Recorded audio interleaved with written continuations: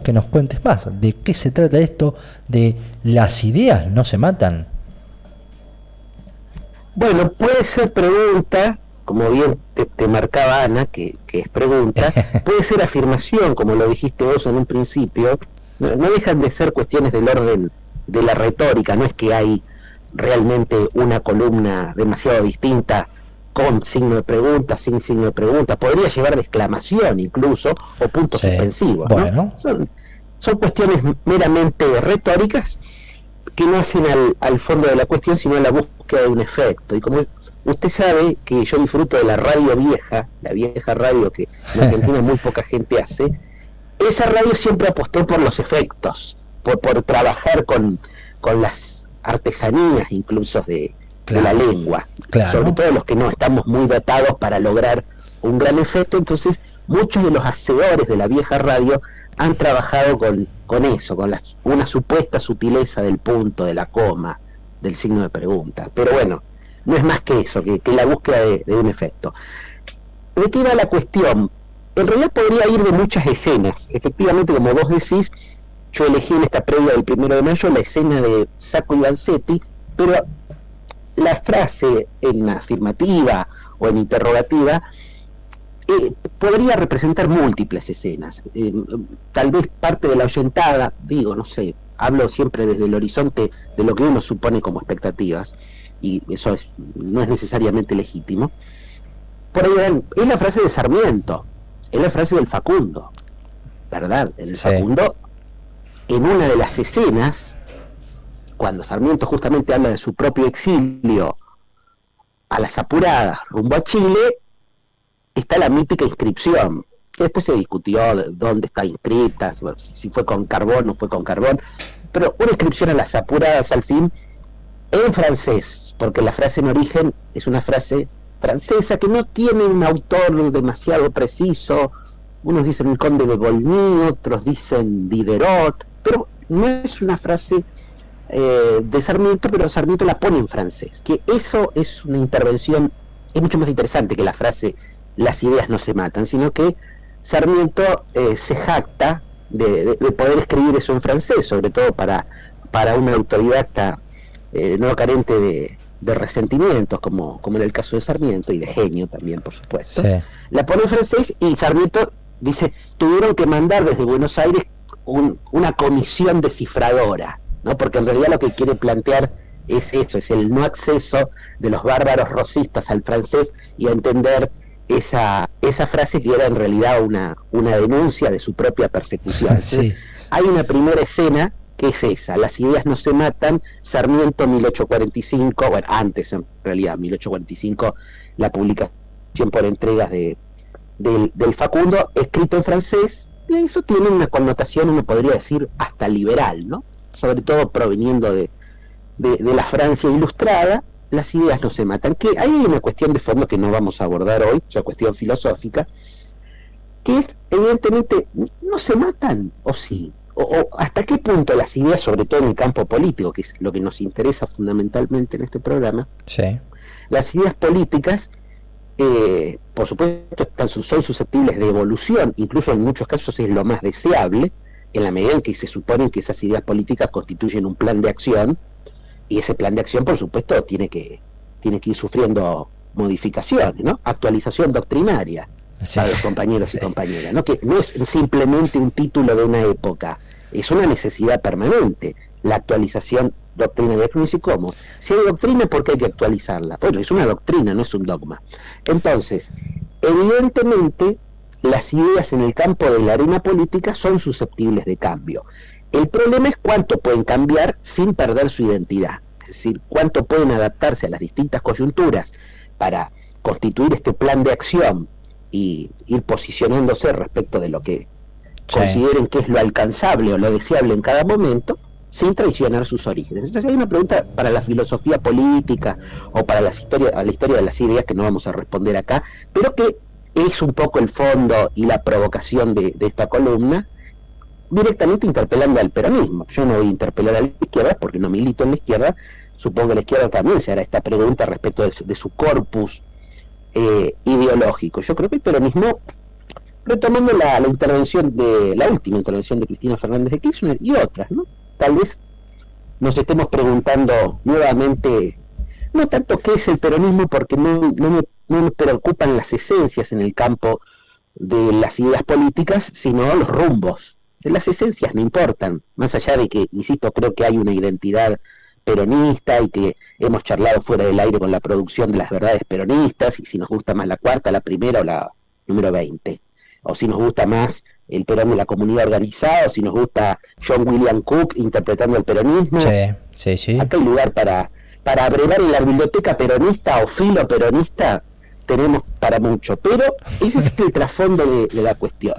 ¿Cuánto resisten las ideas políticas, su uso, su implementación, incluso su tergiversación? Esa es una pregunta, porque si no nos tenemos que quedar en un platonismo político de las ideas inmutables, eternas, permanentes y totalmente separadas de la realidad. Entonces, de una cuestión de filosofía política que nos vamos te agrego una línea muy es, cortita, digamos. ¿Hasta qué punto? ¿Cómo? Te puedo agregar una línea muy cortita. Lo que te guste. Que, digamos, también eso está, vos decías recién, las ideas políticas, digo, que hay algunas que no, que son eternas, pero digamos, sobre todo las ideas que buscan tener cierto diálogo con la realidad, ¿no? Digamos, entonces ahí entra esta cuestión de qué pasa cuando cambian y bueno, digamos, si tienen que dar cuenta de la realidad, digamos, no hay duda de que esa realidad cambia en algún grado y en algún grado esa actualización, como vos decías, tiene que ir dándose en algún punto. Sin duda, pero hasta ahí uno diría, podría decir, bueno, pero en ningún caso eso implica que deban morir. No, para nada, para por nada. Asesinato. Para nada. Entonces, respecto de la afirmación / pregunta, las ideas no se matan. Bueno, no se matan, necesitan actualizarse. Esa es una primera parada, una primera respuesta provisoria. Muy bien. Uno podría reformular, hay mucha gente que sí quiere matar ciertas ideas políticas. Esto sí, claramente se entiende. Hay asesinos de ideas políticas, o por lo menos lo ha habido en la historia, sobre todo en la que más nos interesa, que es la historia que nos compete a nosotros, que es la historia del modo de producción capitalista, ¿no? Y sus consecuencias permanentes. Ahí ha habido claramente intentos de asesinato de ideas políticas, ¿no? Porque también siempre es interesante pensar el magnicidio político, pero el magnicidio político es justamente matar a una persona que en ese caso o en ese momento puede ser el mejor representante de esa idea política en clave del plan de acción, y por eso ciertos magnicidios sin duda han llevado a la historia para aquí o para allá. Pero yo creo que el fondo de la cuestión es quién toma esa idea. Incluso en esos casos que ha habido grandes asesinatos políticos, la pregunta por la herencia, que un poco la hacían el otro día en el programa, ya no recuerdo en qué contexto, hablábamos de herederos o herederas, es decir, bueno, siempre la búsqueda de un delfín, o como quiera describírselo, de alguien que el bastón del mariscal, en fin, las figuras, las imágenes son múltiples. Entonces parece que siempre está esta necesidad. Ahora, esta necesidad de buscar un heredero permanente, ¿es por una debilidad del corpus doctrinario? ¿O porque los enemigos que tienen estas ideas políticas son tantos y acaso más poderosos que esas mismas ideas políticas que se le oponen? Entonces, muchas preguntas. Es decir, ¿por qué el kirchnerismo, concretamente, hay que decirlo, necesitaba pensar continuamente una herencia casi endogámica por necesidad, digamos, cuando estaba vivo Néstor Kirchner, Néstor Cristina, después la petición que la propia Cristina Fernández de Kirchner describió como una letanía respecto de su propia candidatura? ¿Qué pasa ahí? ¿Por qué no hay herederos, herederas? Recién Beto Hernández decía, no fue de primera el gobierno anterior, y ya lo hemos dicho muchas veces, yo por lo menos he sido un crítico feroz de la gestión de Alberto Fernández, pero pensaba, ¿no? Es verdad, nos dio las vacunas, hoy lo que no está, pero al mismo tiempo todo lo que no nos dio, ¿no? Es otra pequeña paradoja, que no tiene nada que ver con... Y también está en relación con las expectativas. pero es una paradoja que me llamó la atención, digamos. Muchas veces los políticos nos prolongan la vida, pero no saben bien para qué. Después, otra escena que es la que me interesa hoy, usted decía Sacco y Vanzetti. Sacco y Vanzetti fue un caso muy conocido, usted lo comentó un poquito al principio, no me voy a extender, de hecho lo más interesante es que si la gente está interesada, si la oyentada está interesada, vaya y lo busque. Como todo, va cambiando, así como las ideas políticas cambian y algunas han querido ser asesinadas, yo creo que una ideología política que quiso ser asesinada y que creo que lamentablemente fue asesinada en Argentina, fue el anarquismo.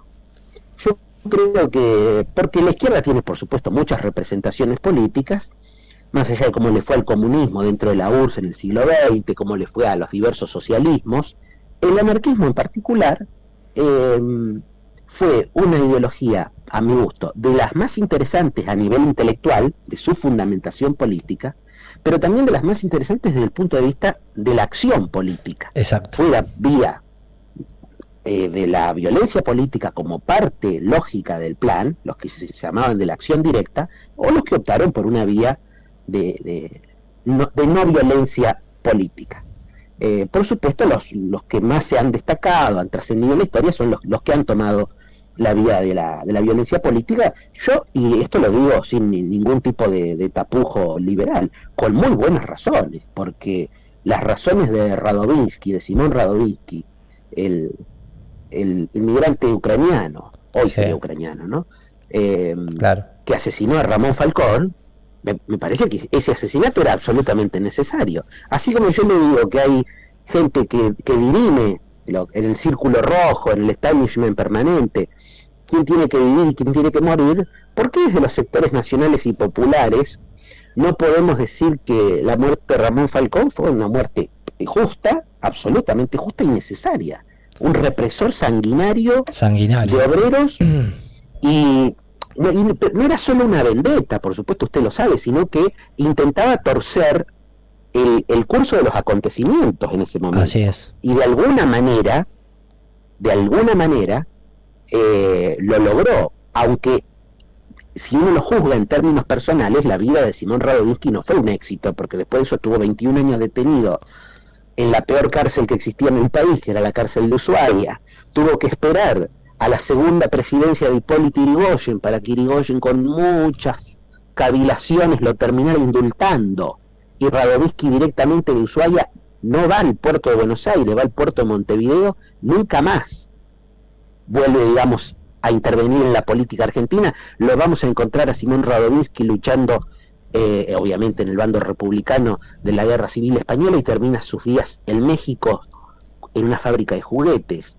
No, esta es la historia también de los que decidieron dar el cuerpo en la Argentina de principio del siglo XX y cómo les fue, ¿no? El caso de Radovinsky. Y el caso de Sacco y Vanzetti lo dejamos para que la gente lo profundice. Fue un caso que no hay medida, no hay idea de proporción que hoy podamos utilizar para, tal vez el caso Assange. Mire, se me ocurre el caso Assange, pero más que el caso Assange, pero para que tenga la audiencia una idea de lo que fue la visibilización internacional del caso Sacco y Vanzetti. Sacco y Vanzetti a principios de la década del 20 en los Estados Unidos fueron acusados, hoy se cree que casi sin ningún lugar a dudas de una manera fraudulenta, de un doble homicidio en ocasión de robo, por lo cual fueron de una manera expedita sentenciados a muerte en un juicio que ha sido reconstruido ya en su momento, antes que fueran ejecutados fue reconstruido, y después se lo reconstruyó muchas veces,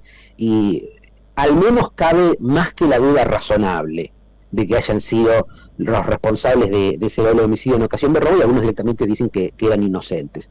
Lo cierto es que fueron condenados a muerte. El movimiento internacional anarquista no se quedó quieto, se movilizó en todo el mundo porque pedían por la libertad de Sacco y Vanzetti. Incluso en Argentina, que el presidente era Alvear, no, digamos que no era un momento resplandeciente para andar haciendo protestas. No obstante, recordemos que durante la presidencia de Marcelo Torcuato Alvear se hicieron 519 huelgas en Argentina, y algunas de esas huelgas eran protagonizadas, muchas seguramente, por anarquistas. Y entonces en Buenos Aires se pintaba, cuando ya se sabía que la ejecución de Sacco y Vanzetti que terminó ocurriendo el 23 de agosto del año 27, era inminente, que ya no había vuelta atrás para esa ejecución, se pintaba en la ciudad de Buenos Aires: muera el capitalismo, muera el fascismo, viva la clase obrera mundial, libertad a Sacco y Vanzetti. Ese era el conjunto de consignas que los anarquistas pintaban en la ciudad de Buenos Aires hacia el año 27. Qué lejos estamos de lograr, para volver sobre el principio, ¿no?, un conjunto de ideas políticas que amalgame todo este conjunto de consignas. Yo quiero creer, pero está en el rango de la creencia, que el peronismo, no en estos términos tan directos y tan duros, porque no está dentro de su doctrina pedir la muerte del capitalismo, eso no es parte de la doctrina peronista, No. y eso abriría otro debate, pero sí estoy anhelante de ideas políticas que se traduzcan en un plan de acción concreto, que nos lleven a pedir por lo menos la muerte del fascismo. Yo creo que ahí sí tenemos que estar de acuerdo, ¿no? Si somos anarquistas, somos ácratas en alguna medida, más allá de que después nuestra militancia pase por el peronismo, anarquistas de izquierda, obviamente, se entiende, no somos anarcocapitalistas. El anarcocapitalismo está en las antípodas de todo esto, ¿no? Es muy extraño. Y es una idea que se ha pasado, digamos, hacia el otro lado, digamos, es un anarquismo. Digamos, me da esa sensación de que alguien con el deseo digamos, de que, bueno, que desaparezcan todas las regulaciones que, digamos, imposibilitan que los poderosos hagan lo que quieran, digamos, ¿no? Bueno, digamos, dijo, bueno, pero el anarquismo en este punto de vista también puede ser algo funcional, digamos, pedir la disolución del Estado, ¿no? Digamos, podría ser funcional para nosotros también, digamos, no tiene nada que ver con esto que vos contabas, digamos, me recordó algo que fue la Semana Trágica, digamos, que vos, es un episodio que lo deberás conocer, digamos, y que hay un testimonio muy famoso de alguien que recorría la ciudad luego de aquella jornada de lucha, de allá por 1919, ¿no? Y que cuando ve el panorama de cómo había quedado la ciudad de Buenos Aires, piensa que los anarquistas habían tomado el poder, ¿no? Digamos, para darnos la dimensión de esto que vos contabas recién, ¿no? Es decir, del cambio, ¿no?, de época, y también, digamos, vos decías recién, siempre tiene que ocupar, digamos, la representación digamos, del fascismo como algo, una ideología que busca una ideología totalitaria, digamos, y que busca la eliminación de otros. Me parece que siempre va a tener adeptos, vamos, como siempre también podrá tener adeptos el anarquismo, pero me parece también, digamos, que el tema es que esa idea de que lo mío es mejor o lo del otro es peor no lleve a la eliminación física de los otros, ¿no? Digamos, me parece. Sin duda, sí, claro, la Semana Trágica.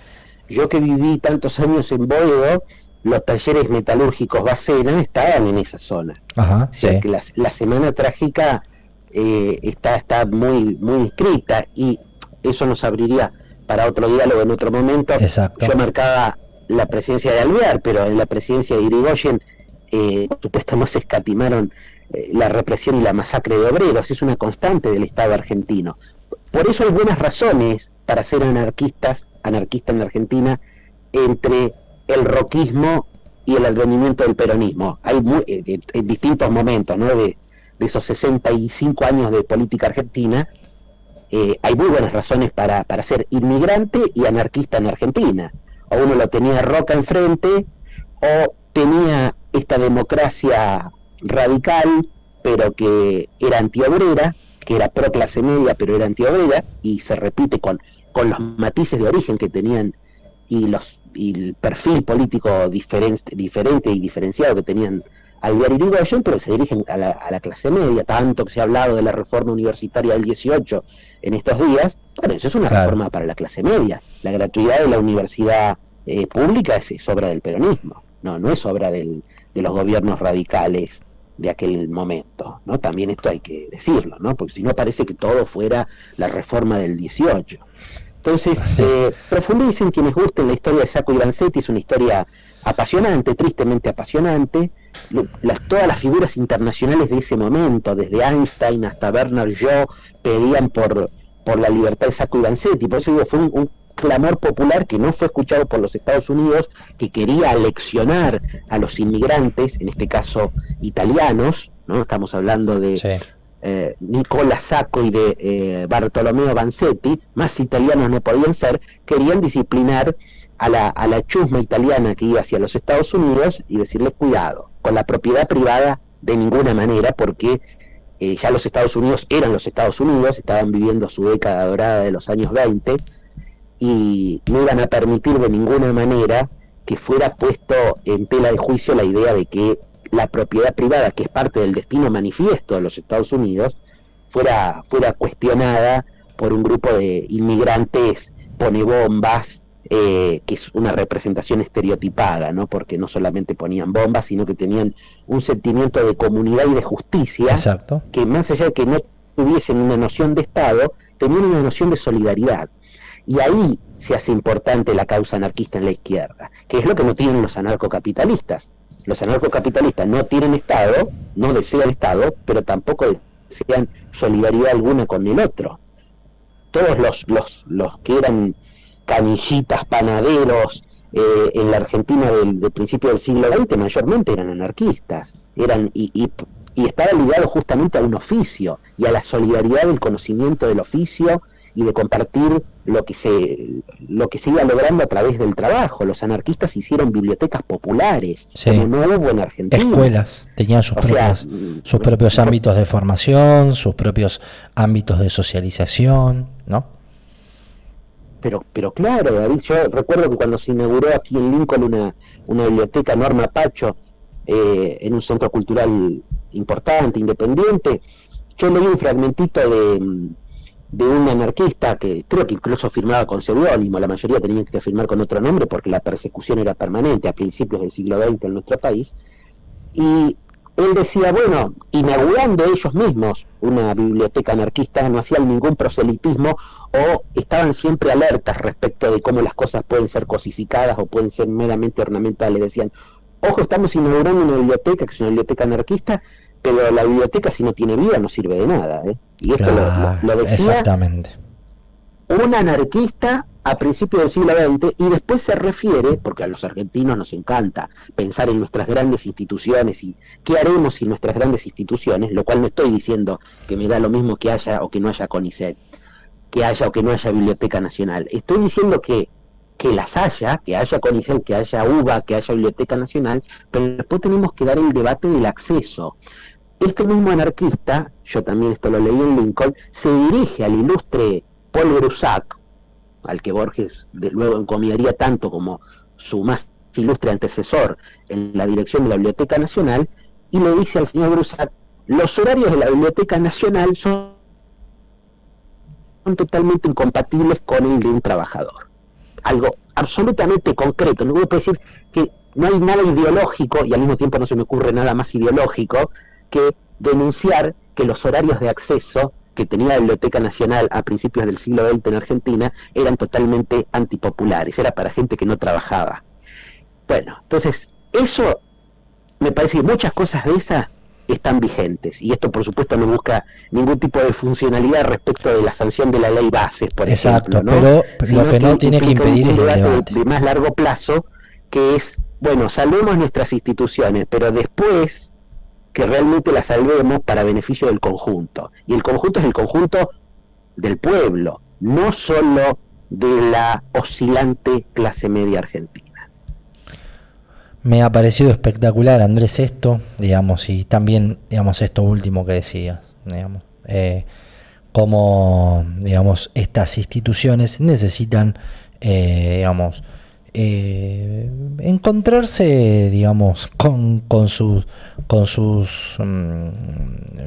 puntos de partida también, digamos, ¿no?